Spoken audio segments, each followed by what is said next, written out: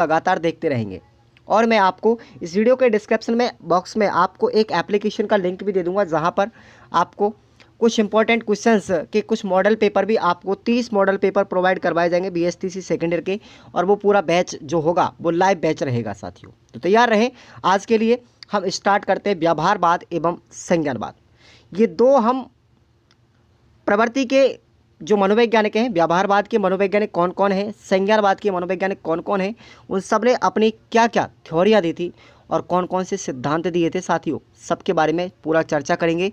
चलिए स्टार्ट करते हैं। बस मेरे साथ आप लोग 30 मिनट के लिए बने रहिए। शुरू से पढ़ा रहा हूँ और आपका पूरा रिवीजन हो जाएगा।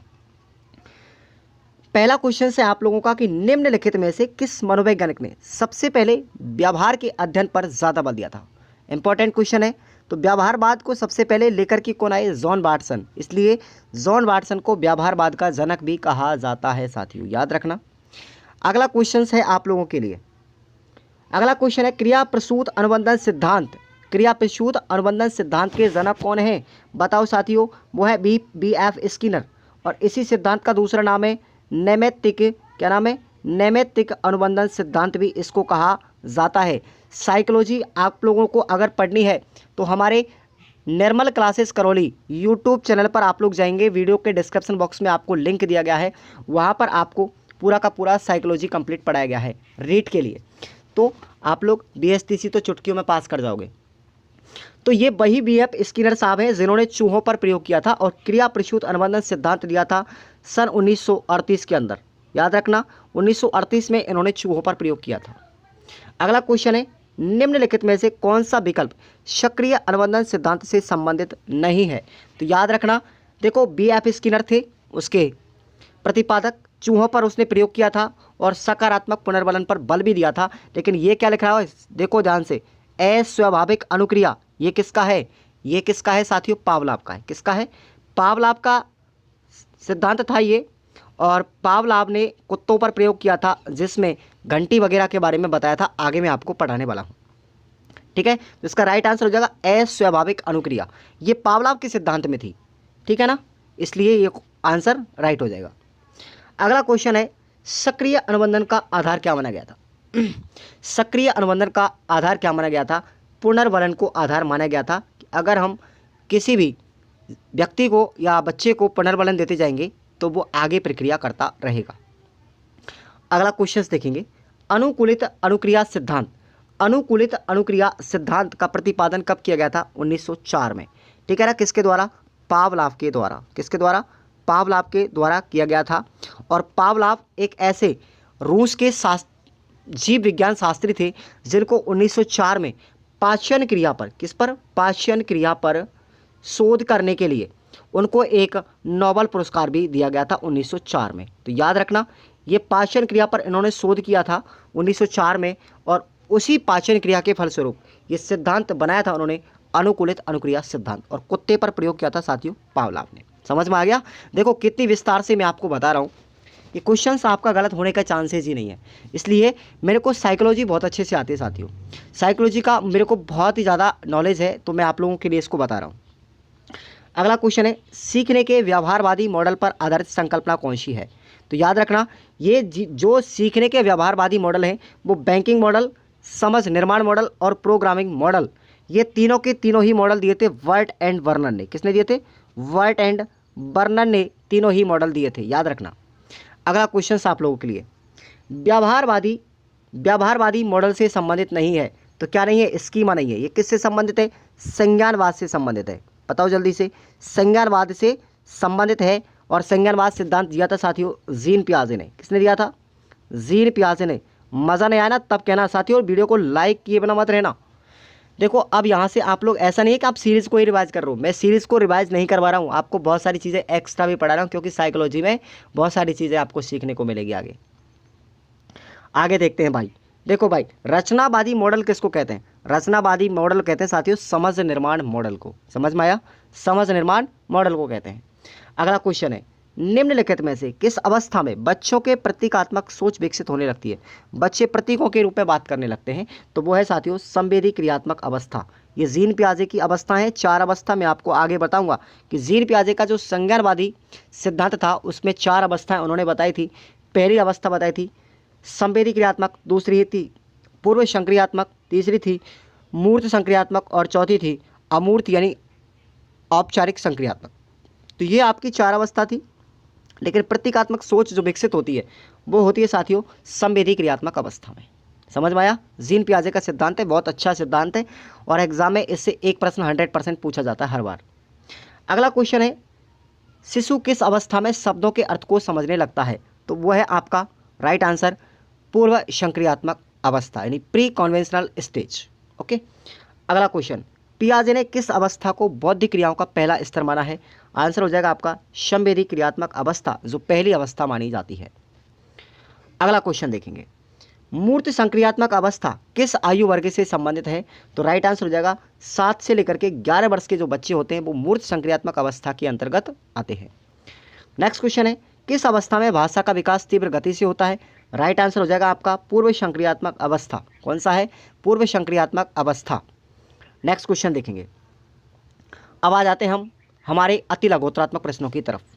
चलिए, अधिगम की दृष्टि से व्यवहारवाद किस प्रकार का सिद्धांत है बताएंगे। अधिगम की दृष्टि से व्यवहारवाद जो है साथियों, जो जॉन वाटसन ने दिया था वो एक ऐसा सिद्धांत है, समझिए आप लोग इसको।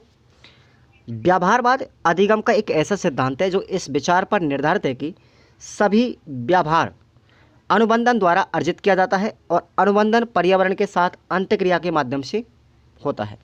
व्यवहारवादी ये मानते थे कि हमारी पर्यावरणीय उद्दीपनों के प्रति अनुक्रिया हमारे व्यवहार को स्वरूप प्रदान करती है।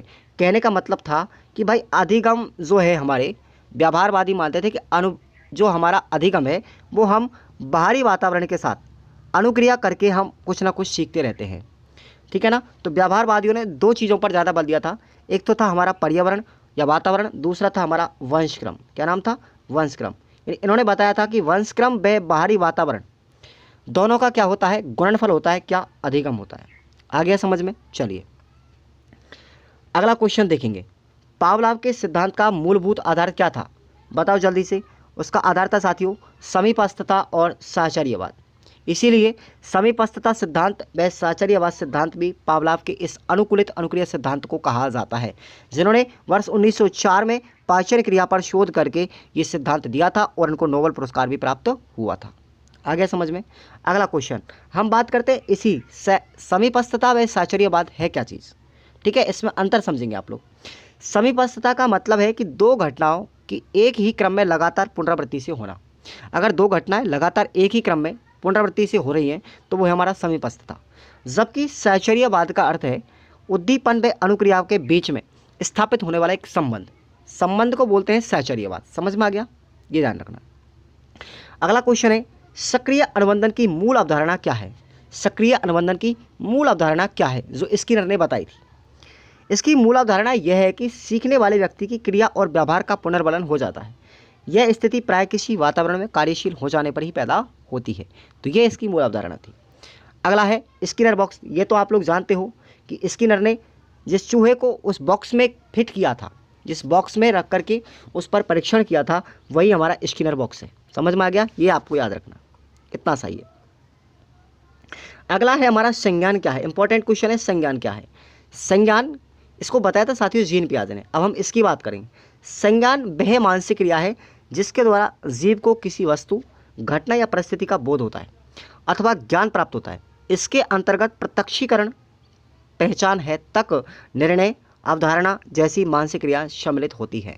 ये प्रत्यक्षीकरण करता है, निर्णय करता है, ये जो सभी अवधारणा होती हैं वो संज्ञान कहलाता है। संज्ञान का शाब्दिक अर्थ में आपको बताऊं साथियों, ज्ञान होता है। क्या होता है? ज्ञान, यानी होता है नॉलेज। क्या बोलते हैं उसको? नॉलेज। नॉलेज ही हमारा क्या कहलाता है? संज्ञान। क्योंकि साइकोलॉजी की भाषा में ज्ञान को क्या कहेंगे? संज्ञान कहेंगे। समझ में आ गया? चलिए अगला क्वेश्चन है कि भाई व्यवहारवादी और संज्ञानवादी जो मनोवैज्ञानिक थे उनकी सोच में क्या अंतर रहा। व्यवहारवादियों के अनुसार सीखने की प्रक्रिया में बच्चे की कोई भूमिका नहीं होती। व्यवहारवादी क्या मानते हैं कि बच्चे की सीखने की प्रक्रिया में कोई भूमिका नहीं होती, बच्चे तो केवल बाहरी वातावरण या फिर वंशक्रम के प्रभावित होकर के सीखते हैं। जबकि संज्ञानवादी मानते हैं कि बच्चे की प्रक्रिया में, यानी कि सीखने की प्रक्रिया में बच्चे का पूरा पूरा योगदान होता है, क्योंकि संज्ञानवादी मानते थे इस चीज़ को कि बच्चा करके सीखता है, लर्निंग बाय डूइंग के माध्यम से बच्चा करके सीखता है। समझ में आया? चलिए अगला क्वेश्चन है, समझ निर्माण मॉडल की मान्यता क्या है? समझ निर्माण मॉडल क्या होता है साथियों? इसके अनुसार बच्चे अपने आसपास के वातावरण व लोगों के बीच में स्वयं समझ बनाते हैं। इसमें शिक्षक बच्चों को स्वयं के दिमाग पर जोर डालने को प्रेरित करता है, जिससे वे स्वयं ही विभिन्न तथ्यों पर समझ बना करके निष्कर्ष तक पहुंच जाते हैं। केवल आवश्यकता होने पर ही शिक्षक उनकी मदद करता है। इसमें बच्चे स्वयं अपने द्वारा बनाई गई विधि से समस्या को हल करते हैं। यही क्या है? समझ निर्माण मॉडल है। अब देखेंगे संज्ञानवादी और व्यवहारवादियों में अगर आपसे अंतर पूछ लिया जाए, हालांकि मैंने अंतर आपसे ऊपर बता दिया है, तो इस क्वेश्चन को भी आप लोग याद करना। आ गया समझ में? अगला क्वेश्चन है, पियाजे के अनुसार विपरीत प्रक्रिया या बोलते हैं इसको रिवर्सिबिलिटी से मतलब क्या है? किसको कहते हैं विपरीत प्रक्रिया? इसको हम और भी अगर डिफाइन करें साथियों, उसको बोलते हैं हम उत्क्रमणीय। क्या बोलते हैं? उत्क्रमणीय, उत्क्रमणीय प्रोसेस, ठीक है ना, प्रक्रिया। ये क्या होता है? रिवर्सिबिलिटी होती क्या चीज़ है? विपरीत प्रक्रिया होती क्या चीज़ है पियाजे के अनुसार?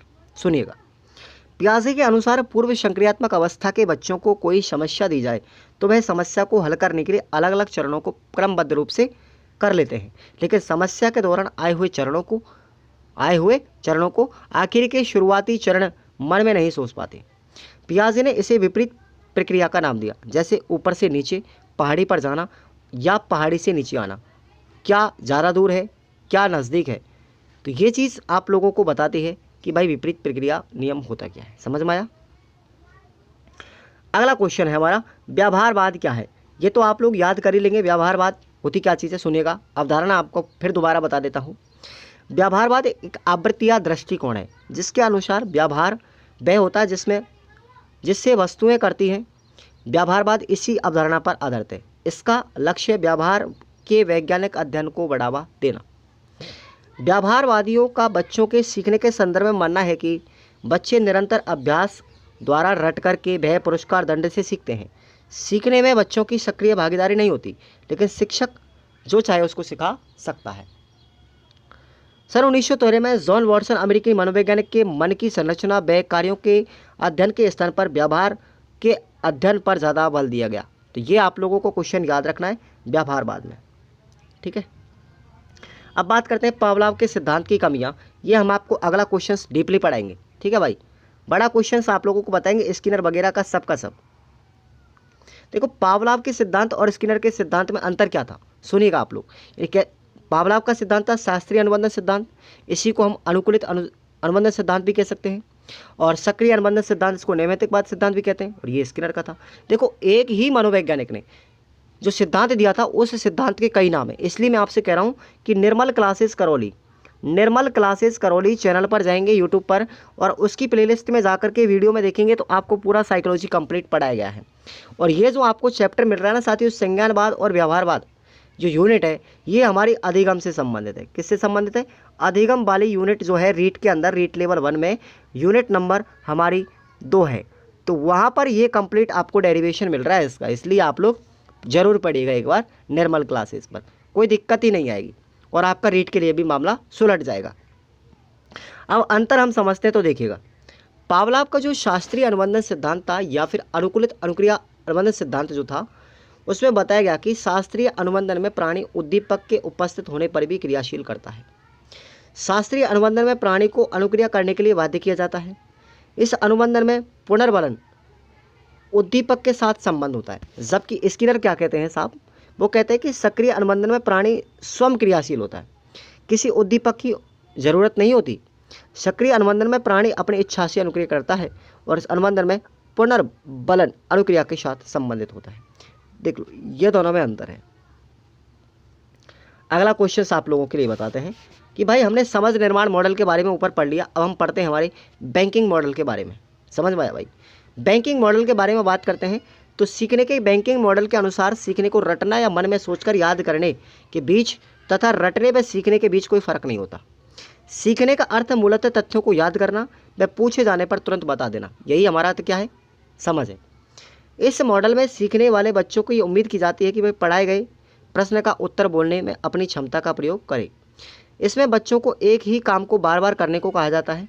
उदाहरण के तौर पर एक शिक्षक द्वारा पहाड़ा सिखाने के लिए बच्चों को जोर जोर से 2 एकम 2, 2 दूनी 4 इस तरीके से उसको रटवाया जाता है।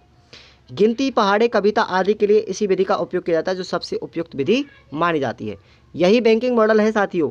बैंकिंग मॉडल की मान्यता के अनुसार कहा जाता है क्योंकि इस मॉडल के अनुसार किसी भी तरह की याददाश्त को तथ्य में रखे व निकाले जाते हैं। शिक्षक बच्चों के दिमागी बैंक में ज्ञान जमा करते हैं और फिर बच्चे ज़रूरत पड़ने पर उन्हें ज़्यादा तथ्यों को निकाल भी सकते हैं। इस तरीके से ये बैंकिंग मॉडल आपको याद कर लेना है। अगला क्वेश्चन देखते हैं। देखो प्रोग्रामिंग मॉडल, ये भी आपको याद रखना है। 3 मॉडल पेपर आपको याद रखना है, ठीक है ना, 3 मॉडल आपको याद रखने। अब हम बात करते हैं, अगले क्वेश्चंस पर आते हैं। देखो संवेदी क्रियात्मक अवस्था, अभी हम इसके बारे में कोई लक्षण नहीं पढ़ेंगे, ठीक है, आगे बड़ा क्वेश्चंस पढ़ेंगे हम।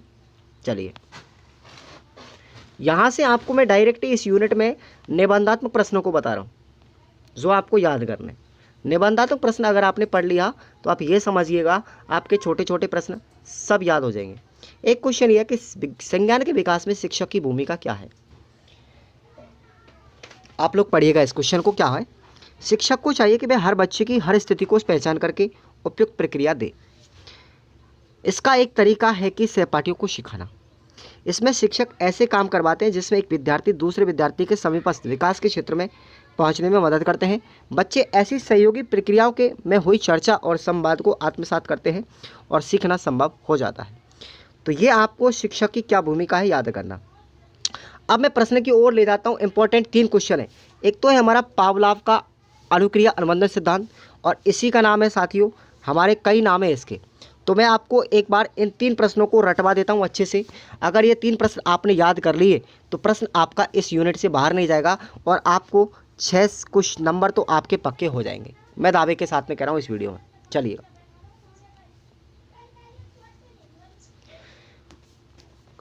अब आते हैं हम अनुक्रिया अनुबंधन सिद्धांत, यानी जो पावलाव ने दिया था। पावलाव के अनुसार किसी भी प्राणी में कोई भी व्यवहार उसके उद्दीपन के साथ जोड़ करके परिवर्तित किया जाता है। व्यवहार को सिखाया और भुला भी जा सकता है। किसी भी बच्चे की जन्मजात स्वाभाविक प्रक्रिया को किसी बाहरी उद्दीपक के साथ में जोड़ करके परिवर्तित किया जाता है। और पावलाव के कुत्ते के मुंह में लार बनने की प्रक्रिया पर उन्होंने क्या किया, शोध किया था, पाचन क्रिया पर। और मूलभूत आधार आपको बताया था समीपस्थता और साचर्यवाद। अब मैं इसके बारे में थोड़ा सा शॉर्टकट बता देता हूँ कि भाई पावलाव जो था, उन्होंने एक कुत्ते को एक लकड़ी के बॉक्स में फिट कर दिया, ठीक है, इस तरीके से। और फिट करने के बाद में उसने एक घंटी बजा दी, यहाँ पर घंटी लगा दी। कुत्ते को भोजन दिया जाता था। क्या दिया जाता था, भोजन। अब भोजन उसको तब दिया जाता था, पहले उसकी घंटी बजाई जाती थी। क्या बजाई जाती थी, घंटी बजने के लगभग 3 से 5 सेकंड के बाद उसको भोजन दिया जाता था। अब जब घंटी बजती तो कुत्ते के मुंह में लार आ जाती थी और कुत्ता सोचता था कि अब मुझे भोजन मिलेगा। इसका मतलब घंटी क्या काम कर रही है, उसको सचेत करने का काम कर रही है। यहाँ पर उन्होंने बताया था साथियों कि जो स्वाभाविक उद्दीपक था वो था हमारा भोजन, और अस्वाभाविक उद्दीपक था हमारा बत्ती यानी घंटी का बजना या जलना। तो अब आपको मैं बता दूं कि जो उद्दीपन जो है वो हमारा कुत्ते के समक्ष अगर भोजन जाता है तो लार टपकती है, ये क्रिया थी हमारी स्वाभाविक। घंटी बजी प्लस भोजन दिया, लार टपकेगी, तो ये था हमारा स्वाभाविक उद्दीपक। लेकिन केवल घंटी बजी, लार टपकी, लेकिन भोजन नहीं दिया, क्या था, हमारा अस्वाभाविक प्रतिक्रिया हुई साथियों यहाँ पर। तो ये पूरा का पूरा सिद्धांत शॉर्टकट में मैंने आपको बताया, ठीक है। और अब हम बात करते हैं, अब इस पावलाव के सिद्धांत की शैक्षिक उपयोगिता क्या थी। इस सिद्धांत के आधार पर शिक्षक बच्चों में अच्छी अध्ययन संबंधी आदतों का विकास कर सकते हैं और बच्चों को उपयुक्त वातावरण युक्त स्थान पर अध्ययन कराएं तो अध्ययन के प्रति धनात्मक सोच या मनोवृत्ति बच्चों की बढ़ने लग जाती है। ये इस सिद्धांत के शैक्षिक फायदे हैं। अगला जो सिद्धांत था हमारा वो था स्किनर बॉक्स, यानी स्किनर बॉक्स या स्किनर का सिद्धांत था सक्रिय अनुबंधन सिद्धांत। इस सिद्धांत को आपको पढ़ के जाना अच्छी तरीके से, ठीक है ना, प्रश्न इससे बाहर नहीं जाएगा, मैं आपको दावे के साथ में कहता हूँ। स्किनर ने किया क्या था, स्किनर जो साफ थे, इन्होंने यह प्रयोग चूहों पर किया था साथियों, ठीक है। और चूहों को एक स्किनर बॉक्स में बंद किया। किस स्किनर बॉक्स में बंद किया चूहे को, और बॉक्स में बंद करने के पश्चात में इसमें एक बॉक्स में लीवर लगा दिया, और लीवर लगाने के बाद बाहर उसको क्या रख दिए भाई, कुछ दाने रख दिए उसको अनाज के। तो जैसे ये लीवर पर पैर पटकता था कौन, चूहा, तो उसको भोजन के रूप में या पुनर्बलन के रूप में क्या मिलता था, भोजन मिलता था, ठीक है, कुछ अनाज के दाने मिलते थे। अब क्या करता था, बार बार ये देखो, यह सिद्धांत जो है स्किनर का सिद्धांत और हमारा थॉर्नडाइक का बिल्ली का सिद्धांत, ज़्यादा अंतर नहीं है इनमें, तो ये आप लोगों को थोड़ा सा याद रखना है, ठीक है ना। तो इसको आप लोग अच्छे से पढ़ के जाएंगे इस सिद्धांत को भी, ठीक है ना। और अगला सिद्धांत है हमारा साथियों पुनर्बलन सिद्धांत। ये क्लार्क एल हल का सिद्धांत था भाई। वैसे देखें तो क्लार्क, अब देखो मैं आपको थोड़ा सा डिफरेंट बता देता हूँ। पुनर्बलन सिद्धांत तो दिया था क्लार्क एल हल ने, किसने दिया था, क्लार्क एल हल ने। लेकिन साथियों पुनर्बलन जो शब्द था इसकी सबसे पहले उपयोग किसने किया था अपने सिद्धांत में, उसने किया था स्किनर साहब ने, ठीक है ना। पुनर्बलन जो विषय वस्तु थी उसका उपयोग किया था सबसे पहले अपने सिद्धांत में वीएफ स्किनर ने, लेकिन इस सिद्धांत को देने वाले थे क्लार्क एल हल। ये दोनों में अंतर समझ लेना, ठीक है ना। उसके बाद अगला क्वेश्चन है आपका लास्ट, जीन पियाजे की जो संप्रत्य हैं उनकी स्कीमा की अवधारणाओं को समझाना है। अब देखेंगे, आपको मैं बता देता हूँ सबसे पहले स्कीमा होती क्या चीज़ है। स्विस मनोवैज्ञानिक थे ये, स्विट्जरलैंड के, ठीक है ना। और इन्होंने सिद्धांत दिया था 1896 से 1960 के मध्य में का जन्म हुआ था। और मैं आपको बता दूं सबसे पहले स्कीमा जो है उसकी परिभाषा को आपको याद करके जाना एक तो। दूसरा जो है आपका वो है आपको अनुकूलन किसको कहते हैं ये भी आपको याद करके जाना है। ये इसके संप्रत्य हैं, स्कीमा, अनुकूलन और हमारा एक है व्यवस्थापन, ठीक है ना। ये तीन जो शब्द हैं हमारे, ये बीएफ हमारे जीन पियाजे से संज्ञानवाद सिद्धांत से संबंधित है, ठीक है ना। स्कीमा, अनुकूलन और व्यवस्थापन, ये तीनों क्या चीज़ें, इसको आप लोग अच्छे से पढ़ के जाएंगे। उसके बाद हम बात करते हैं यहाँ पर आगे हमारे जीन पियाजे जो साहब थे, ठीक है ना। उस जीन पियाजे साहब के संज्ञानवादी जो सिद्धांत है उसकी 4 अवस्थाएं जो उन्होंने बताई थी उसके बारे में पूरा विस्तार से पढ़ के जाना है। पहली अवस्था थी संवेदी संक्रियात्मक अवस्था, जो जन्म से 2 वर्ष के मध्य में थी। इसकी क्या क्या विशेषताएं ये आपको पढ़ना है। दूसरा है हमारा पूर्व संक्रियात्मक अवस्था, 2 वर्ष से 7 वर्ष के मध्य में होती है। इसकी क्या क्या विशेषताएं ये आपको पढ़ के जाना है। तीसरी जो अवस्था थी वो थी हमारी मूर्त संक्रियात्मक अवस्था, ये होती है 7 से 11 वर्ष के मध्य में। इसकी क्या विशेषता है। और अंतिम जो अवस्था थी हमारी वो थी औपचारिक संक्रियात्मक अवस्था, 11 वर्ष से अधिक वाले बच्चों के लिए होती थी। तो इस अवस्था की क्या गुण और विशेषताएं थी, ये क्वेश्चन अगर आपने पढ़ लिया जीन पियाजे का, ठीक है ना, तो आपको एक प्रश्न एग्जाम में देखने को मिल जाएगा। तो साथियों आज की क्लास को आप लोग लाइक करेंगे और डेली आप लोग इस तरीके से इंपॉर्टेंट क्वेश्चंस आप लोग याद करेंगे। और मैं आपको विश्वास दिलाता हूं कि जल्दी ही मैं आपको 30 मॉडल पेपर आपको लेकर के आ रहा हूं। उसका चार्ज मैं आपसे ज़्यादा नहीं लूँगा, सिर्फ मेरे ऐप का चार्ज होगा। उस मॉडल पेपर में आपके प्रश्न भी होंगे, क्या होंगे, प्रश्न भी होंगे, प्लस उनके जस्ट नीचे उत्तर भी होगा। प्रश्न के जस्ट नीचे उत्तर भी होगा।